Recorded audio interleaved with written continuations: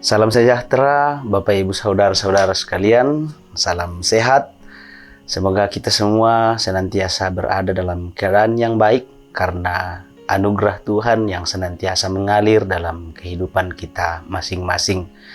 Syukur kepada Tuhan, kita boleh kembali diperjumpakan melalui Renungan Harian Toraya, edisi Selasa 29 September 2020. Kita bersama-sama menyiapkan firman Tuhan untuk bacaan kita hari ini dari Filipi pasalnya yang pertama. Filipi pasalnya yang pertama, ayatnya yang ke-12 sampai 26. Sebelum kita membaca dan merenungkan firman Tuhan, mari kita bersama-sama meminta kekuatan di dalam doa. Kita berdoa.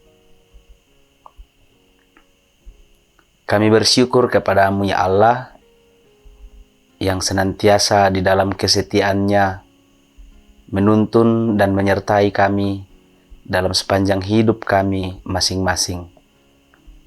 Terlebih saat ini, Tuhan boleh memberikan kami kesempatan untuk kembali lagi membaca serta merenungkan firman Tuhan.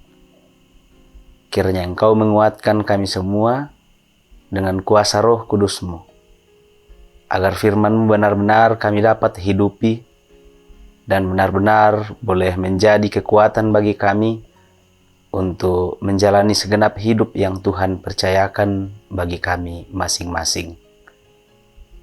Kami siap mendengarkan firman-Mu ya Tuhan.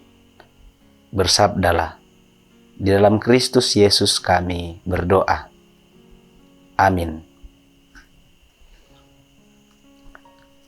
Filipi pasalnya yang pertama, ayatnya yang ke-12 sampai ayat 26. Lembaga Alkitab Indonesia memberikan judul Kesaksian Paulus dalam Penjara. Kesaksian Paulus dalam penjara. Firman Tuhan. Aku menghendaki saudara-saudara supaya kamu tahu bahwa apa yang terjadi atasku ini justru telah menyebabkan kemajuan Injil, sehingga telah jelas bagi seluruh istana dan semua orang lain bahwa aku dipenjarakan karena Kristus. Dan kebanyakan saudara-saudara dalam Tuhan telah beroleh kepercayaan karena pemenjaraanku untuk bertambah berani berkata-kata tentang firman Allah dengan tidak takut. Ada orang yang memberitakan Kristus karena dengki dan perselisihan, tetapi ada pula yang memberitakannya dengan maksud baik. Mereka ini memberitakan Kristus karena kasih, sebab mereka tahu bahwa aku ada di sini untuk membela Injil. Tetapi yang lain karena kepentingan sendiri dan dengan maksud yang tidak ikhlas, sangkanya dengan demikian mereka memperberat bebanku dalam penjara. Tetapi tidak mengapa, sebab bagaimanapun juga Kristus diberitakan, baik dengan maksud palsu maupun dengan jujur.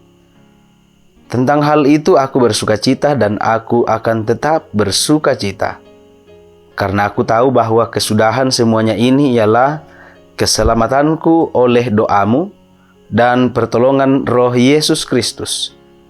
Sebab yang sangat kurindukan dan kuharapkan ialah bahwa aku dalam segala hal tidak akan beroleh malu, melainkan seperti sedia kala, demikian pun sekarang Kristus dengan nyata dimuliakan di dalam tubuhku, baik oleh hidupku maupun oleh matiku. Karena bagiku, hidup adalah Kristus, dan mati adalah keuntungan. Tetapi, jika aku harus hidup di dunia ini, itu berarti bagiku bekerja memberi buah. Jadi mana yang harus kupilih? Aku tidak tahu. Aku didesak dari dua pihak. Aku ingin pergi dan diam bersama-sama dengan Kristus. Itu memang jauh lebih baik. Tetapi, lebih perlu untuk tinggal di dunia ini karena kamu. Dan dalam keyakinan ini tahulah aku Aku akan tinggal dan akan bersama-sama lagi dengan kamu sekalian, supaya kamu makin maju dan bersuka cita dalam iman, sehingga kemegahanmu dalam Kristus Yesus makin bertambah karena aku, apabila aku kembali kepada kamu. Amin, firman Tuhan. Saudara-saudara yang kekasih dalam Kristus Tuhan kita, renungan harian Toraya pada saat ini direnungkan dalam satu tema, yaitu hidupku untuk Tuhan. Ia tu katuanku, tu tun lulako puang. Saudara-saudara, jika ditanya hidup kita untuk siapa, tentu secara sederhana akan menimbulkan jawaban yang sangat bervariatif. Mungkin ada yang menjawab, hidupku untuk keluargaku, hidupku untuk pekerjaanku, hidupku untuk istri, anak, atau suami, dan lain-lain. Lalu bagaimana Paulus menyikapi pertanyaan tersebut? Dalam bagian ini Paulus menegaskan bahwa aku didesak dari dua pihak. Aku ingin pergi dan diam bersama-sama dengan Kristus, itu memang jauh lebih baik. Tetapi lebih perlu untuk tinggal di dunia ini karena kamu. Dalam keadaan terpenjara, Paulus tidak kecewa dan tidak putus harapan, melainkan ia justru menyerahkan hidupnya untuk pelayanan bagi Tuhan. Kehidupan yang dijalani oleh Paulus bukan lagi untuk dirinya sendiri, melainkan telah dibulatkan untuk melayani Kristus sepenuhnya. Bagi Paulus, Kristus adalah segala-galanya, melebihi apapun yang ada di dunia ini.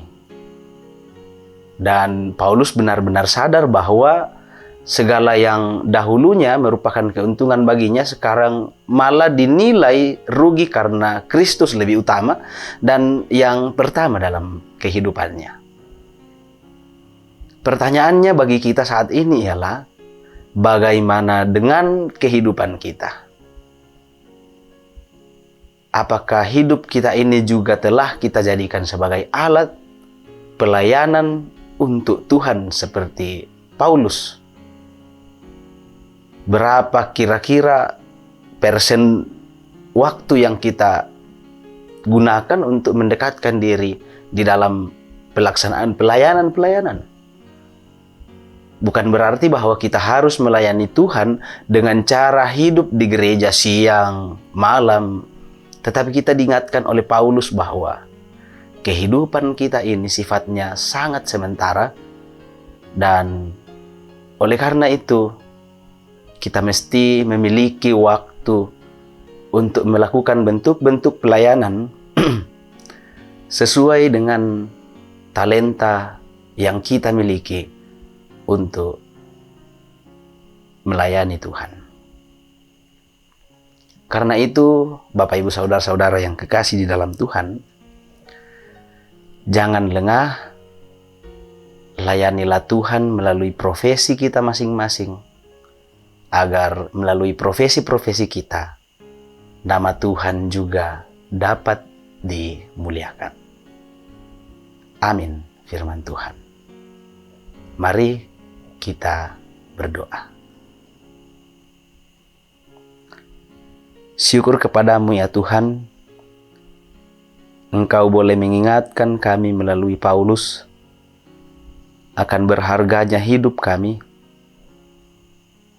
untuk senantiasa kami pakai di dalam pelayanan-pelayanan, di dalam segala kehendak-kehendak Tuhan di tengah-tengah dunia ini. Agar hal-hal duniawi yang kami pikirkan selama ini, juga kami dapat pikirkan seperti Paulus bahwa itu adalah kerugian bagi kami. Jika di waktu yang mendatang, jika di dalam iman dan kepercayaan kami kepadamu, kami hanya boleh beriman di mulut saja, lalu tidak benar-benar di dalam hati memahami secara mendalam bahwa di dalam Kristuslah keuntungan yang sebenarnya di dalam hidup kami. Untuk itu ya Tuhan, kuatkan kami. Roh Kudus senantiasa tuntun kami, agar kami boleh benar-benar menyerahkan hidup kami, benar-benar dapat mengangkat setiap tugas dan tanggung jawab kami masing-masing dalam pekerjaan apapun, dalam kegiatan apapun, profesi apapun yang kami miliki.